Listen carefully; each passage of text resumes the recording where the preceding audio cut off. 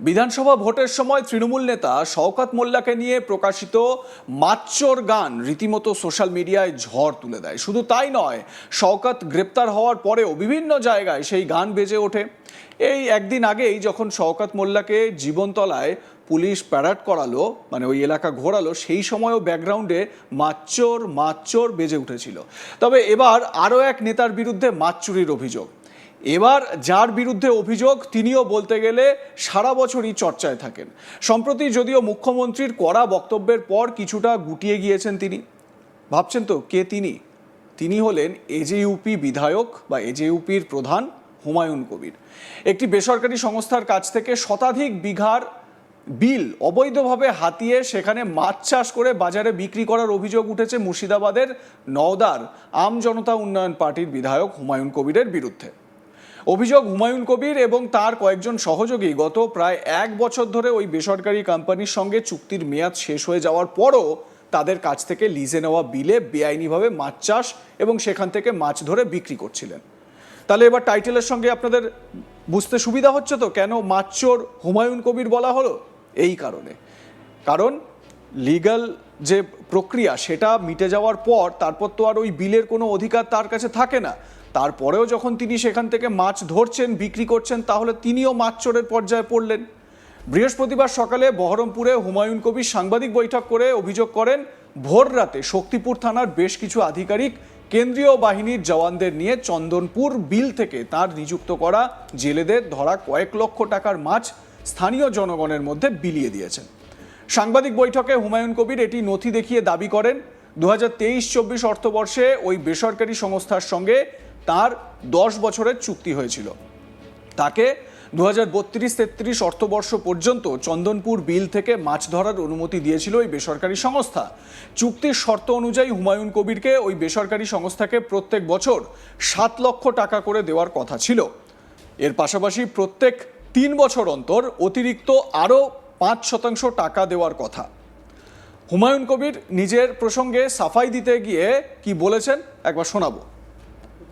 50 জন CRPF জওয়ান এবং তিনি নিজে, তিনার আরও কিছু অফিসার, শক্তিপুর থানার পুলিশ, আরও জেলা থেকে পুলিশ গিয়েছিল কিনা জানি না, প্রায় অনেক পুলিশ নিয়ে গিয়ে আজকে প্রায় 1 লাখ টাকার মতো মাছ ধরা হয়েছিল। ওই জেলেরা যারা জলঙ্গির জেলে, সকালবেলায় ওসি অতনু দাস তার বিশাল পুলিশ বাহিনী নিয়ে গিয়ে সেই মাছ যারা ধরে, আমাদের যে ইয়েগুলো আছে মাছের ধরার ডেকগুলা, সেই ডেক থেকে মাছ সব নিজে লোক লাগিয়ে কেড়ে নিয়েছে এবং সেই মাছ ওখানে পাবলিকের কাছে বিলি করে দিয়েছে।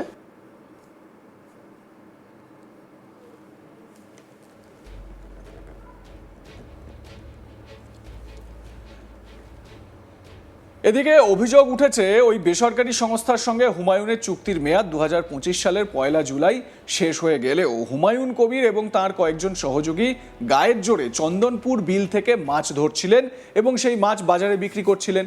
চুক্তির শর্ত অনুযায়ী চন্দনপুর বিল হুমায়ুনের দখলে থাকার দাবি প্রসঙ্গে জেলা পুলিশ সূত্রে জানা যায়, 2025 সালের 1 জুলাই ওই বেসরকারি সংস্থার তরফ থেকে শক্তিপুর থানায় ভারপ্রাপ্ত আধিকারিককে লিখিতভাবে জানানো হয়েছিল তারা হুমায়ুন কবির এবং জনৈক নাজেম শেখের সঙ্গে তাদের হওয়া চুক্তি বাতিল করেছেন। আমার সহকর্মী সব্যসাচী এ বিষয়ে তার প্রতিবেদনে কি জানাচ্ছেন, আসুন শোনাই আপনাদের। আবারও হুমায়ুন কবির বিস্ফোরক মন্তব্য করলেন। এবার হুমায়ুন কবিরের অভিযোগ যে তার বিলের মাছ যখন তার লোকজন ধরছিল, সেই মাছ নাকি পুলিশ সাধারণ মানুষের মধ্যে বিলিয়ে দেয়। প্রচুর পুলিশ ফোর্সকে চন্দনপুর যে বিল শক্তিপুর থানার অন্তর্গত, সেই চন্দনপুর বিলের মাছ ধরার কাজ করছিল হুমায়ুন কবির এবং তার এক সহযোগী বা তার পার্টনারের লোকজন, লেবারেরাই মাছ ধরছিল চন্দনপুর বিলে। আর সেই সময় গিয়ে পৌঁছই শক্তিপুর থানার একটি পুলিশ টিম, যাতে উপস্থিত ছিল কেন্দ্রীয় বাহিনীর জওয়ানরা এবং পুলিশ আধিকারিকরা।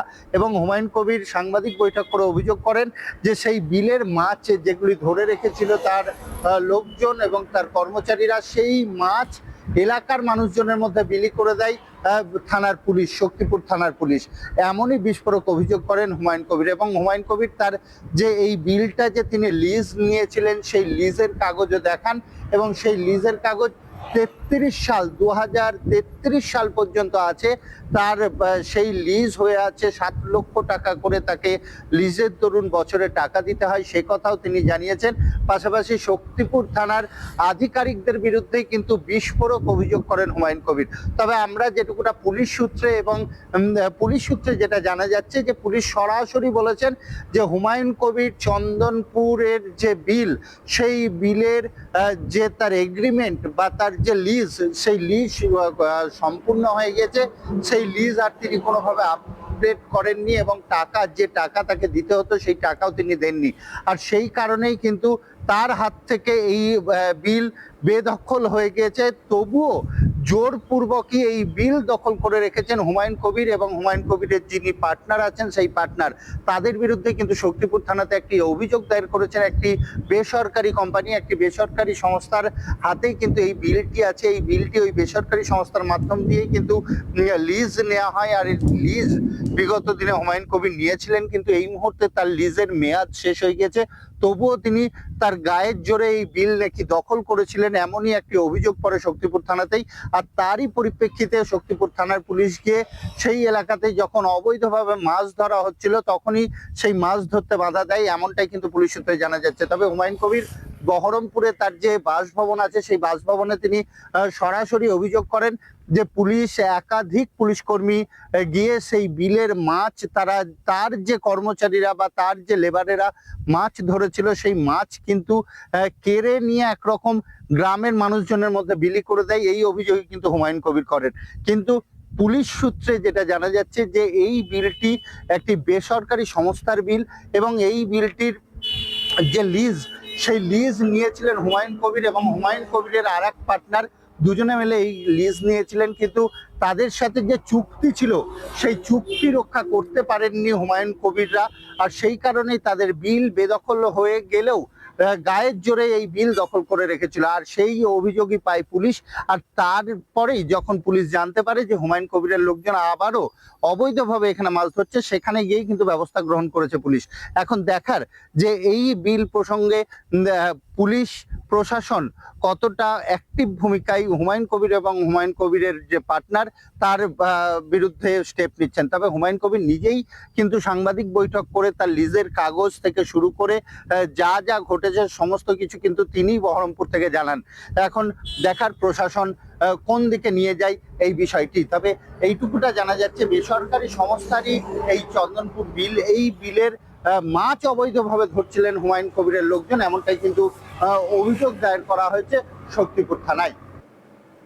আপনাদের মতামত কি জানাতে ভুলবেন না। দেখতে থাকুন আজ তাক বাংলা, সাবস্ক্রাইব করুন আমাদের ইউটিউব চ্যানেলটি।